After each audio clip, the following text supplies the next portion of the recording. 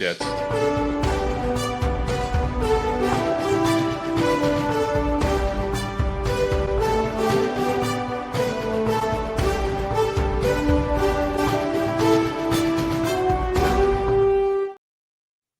Welcome to the Operation Game Night podcast. Back and better than ever. And there's three of us here. And by three, I mean my co-hosts are here in the studio with me. He was bitten by a radioactive spider, and now he's got spider powers. It's Clayton Gable. How you doing, Clay? Hey, Travis.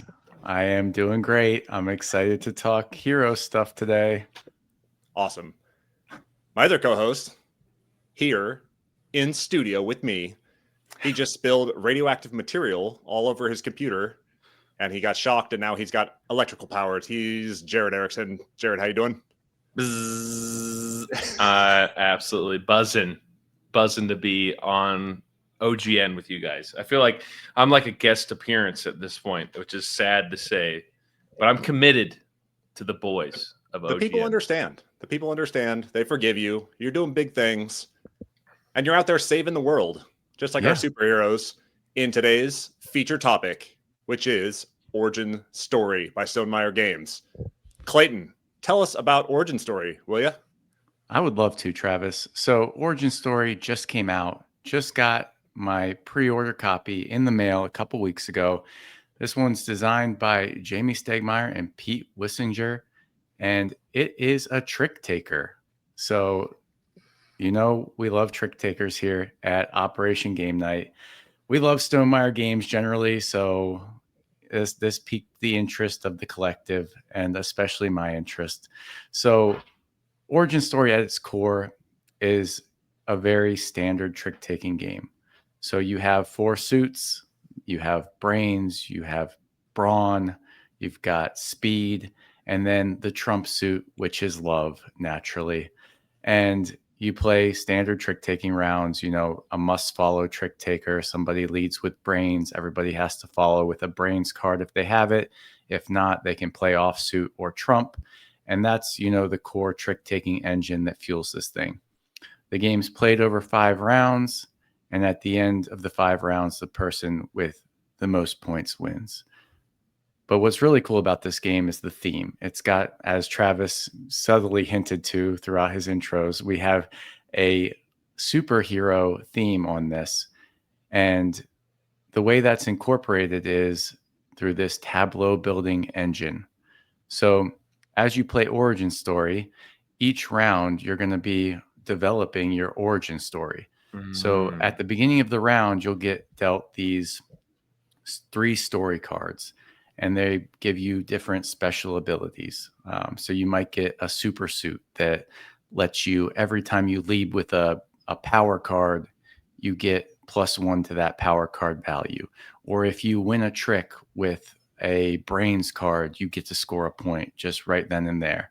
And so in round 1, you have 1 story card. And then in round 2, you get another story card. So you keep building this tableau, which sounds overwhelming at first, but they incorporated this neat feature where you have these stamina tokens. And so each story card has a certain amount of stamina required to activate that story card. So at the beginning of the round, you might have, you know, your 4 story cards and you have 5 stamina.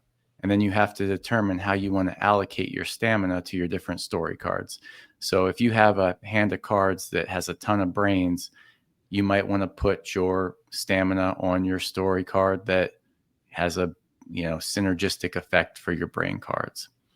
Some other things that go on in this game as you go through it, I'll just break down the round. The story cards are the main thing, but there's some other cool stuff that happens. So again, you get your story cards, you get your stamina, and then you charge your story cards. And then this is really neat. So in a lot of trick-taking games, there's, you know, going nil, where you want to get no tricks, and you can get points that way. So before everybody starts their round of trick-taking, you have your little score dial, and one side is you want to be a hero, the other side is you want to be a villain. And so everybody secretly decides which side of their score dial they're going to play with, and then reveals. If you're being a hero, you get 1 point for every trick you win that round. If you're a villain, you get 4 points if you don't win any tricks. And it's kind of cool because, in comic book and superhero lore, there are some people that, flirt back and forth depending on the movie or the comic book with whether they're a good guy or bad guy. And so you kind of have that same feeling as you go through the different rounds of origin story. If you got dealt a hand full of love, maybe this round you're feeling like you're going to just collect a bunch of tricks because you got the love and you're going to be able to trump everybody.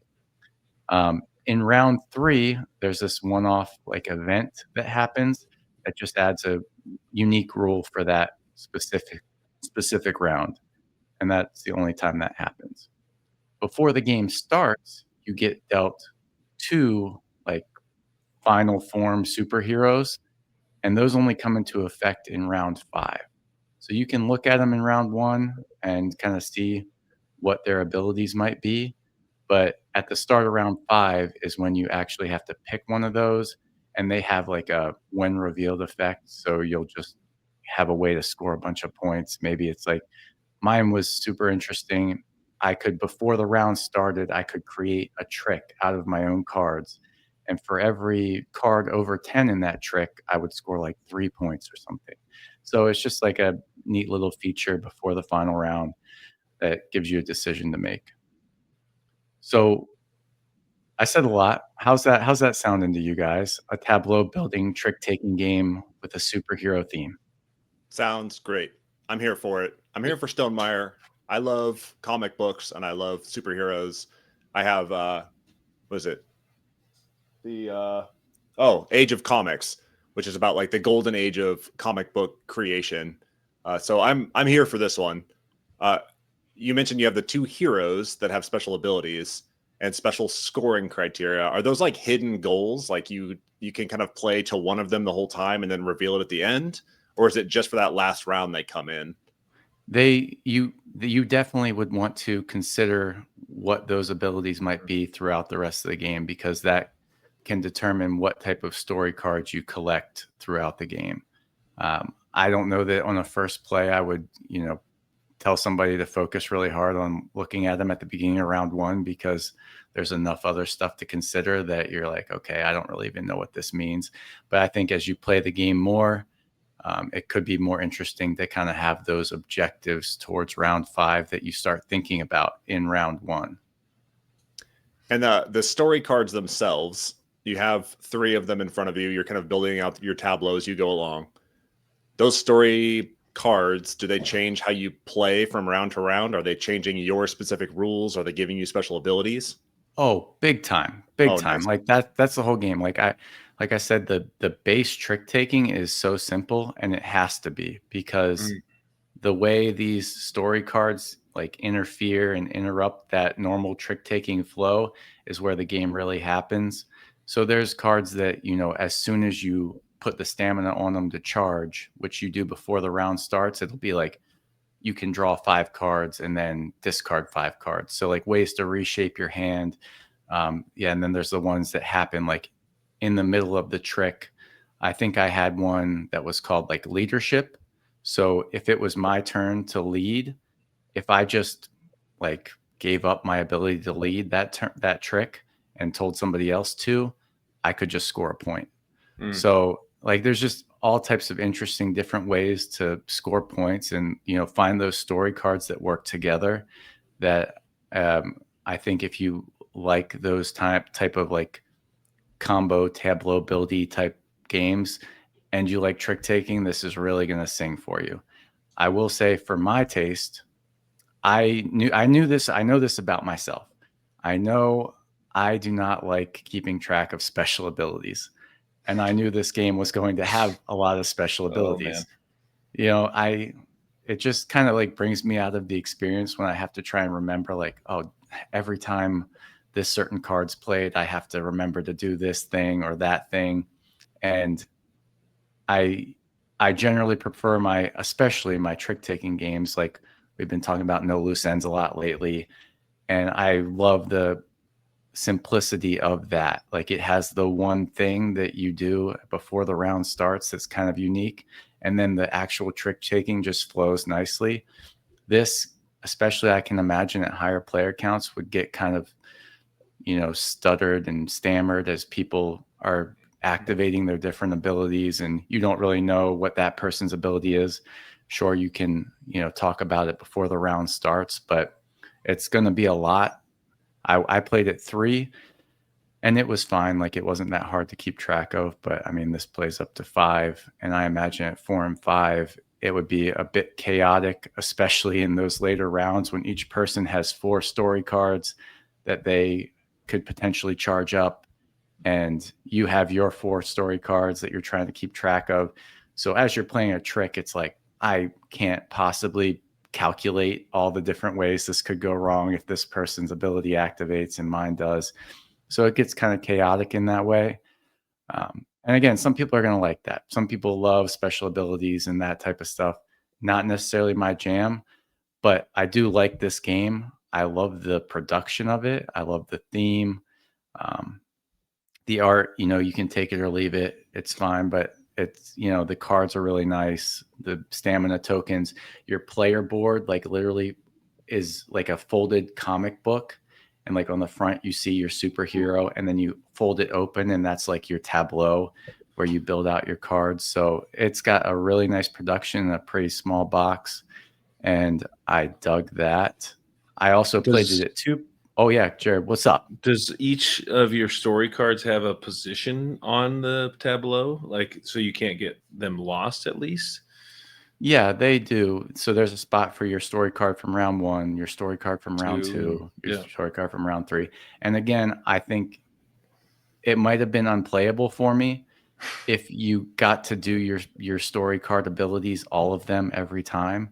But the fact that they make you only charge up like 2 or 3 of them at most before the round, it really like eases that burden a little bit, and you can kind of pick the ones that you are gravitating towards more. That is rad. 2 players. I will say, not generally a big fan of, playing games with, bots or whatever. And this does have a sidekicks variant that you can play with 2 players. And I actually found it pretty fun and really easy to operate. So with 2 players, you each have a sidekick, and essentially you just deal out 2 extra hands of cards. And each of your sidekicks has 2 face-up cards. And so when it's your sidekick's turn to play, you pick one of those 2 face-up cards to play. And so it adds another layer of strategy there, because you can see what the other person's sidekick might be able to follow with. And I thought it was a nice 2-player mode that I wasn't necessarily expecting to enjoy. That's awesome. Yeah. You find this like easier to manage than something like Marvel Champions, where you're constantly reading through the text and like trying to cross-reference cards and stuff. Oh yeah, way easier. Nice. Way easier. I mean, like I said, I am very allergic to any type of having to remember things. So this will not be an issue for a lot of people, but I bring it up just because it's the one gripe I have with the game, which is the game. So I bought it knowing that like that was a feature of it, and it's either going to be why you love it, or like me, are like, it's a good game. I don't know if it's going to be the trick taker I pull out all the time, but I like it. And I like having it. But yeah, that was gonna be my next question, is like, who is this made for? Like, Stonemaier doesn't often go down the trick taker lane. There's trick taking elements in some of their other games, but like, who is this made for? I think if you have a group that you've played a lot of trick taking games with, and you got the core mechanisms down pat, and maybe it's also a group that likes your terraforming Marses and those type of games, then you're probably going to have a good time with this, because it gives you a little more meat to your trick taking game. It makes it, it's 45 minutes. So it's, a lot of trick taking games are, a lighter affair, more of a filler type affair. And this could be almost like the centerpiece of a game. This could night. be a main event. This could be a main event. Yeah. Ooh. Nice. I like that. Yeah. This is not really related to the game in general, but like, what is your experience with comic book heroes, Clayton? I have never met any. Oh, I I like comic book heroes in theory. I've read like 2 comic books myself. okay. I enjoy the movies. Okay. I Mm. watch most of them that come out. Not DC so much. Definitely got You're a enraptured Marvel by the guy. Marvel You're Marvel. universe for Mm. Okay. sure. These are not related to any of those intellectual properties. So Yeah. I did see earlier we had the picture of a bunch of different cards and the different components of the box laid out on the table. I did see that there's lots of nods to other Stonemaier games. I saw a couple of bees, maybe from Apiary. yeah, Saw the dragon from Wormspan, the bird from Wingspan. Are there other nods throughout?